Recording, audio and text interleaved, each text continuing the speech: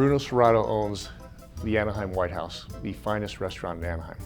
And it's not just the finest restaurant because of the fantastic food, the great service. I think it's the finest restaurant because what Bruno does every day outside the restaurant. He wanted to do something to get involved and help the Boys and Girls Club. And he started a charity in his mother's name called Katerina's Club. The very first major purchase that we were able to do, he helped us purchase a brand new van, which allowed us to expand our outreach efforts to the motels in the city of Anaheim.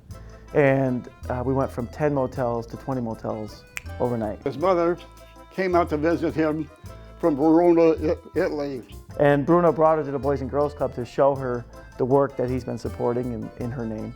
Her concern was these motel children who come to the Boys and Girls Club after school every day, and then when they go home, what did they have to eat? This is where Bruno and I, our stories separate. Because I know his mom was adamant with him and said, "You must do something." And like a good boy, he does what his mother says. And he said to me, "Listen, Mike, come down to the White House tonight." And as he would say, Mama and me are gonna make pasta for the kids. That was April 18th, 2005. He's done it every day since. Started with 80 kids. Now it's 400 kids a day. Summertime's at peaks. I mean, we'll have days where we get 500-600 kids and everyone meets. This man has served almost 500,000 kids in our Boys and Girls Club over the last few years. Here we have some of the poorest children in Anaheim eating from one of the most exclusive restaurants every night. That's awesome. It's not only food for the stomach, but I think it's food for their heart and soul. He doesn't just help the Boys and Girls Club.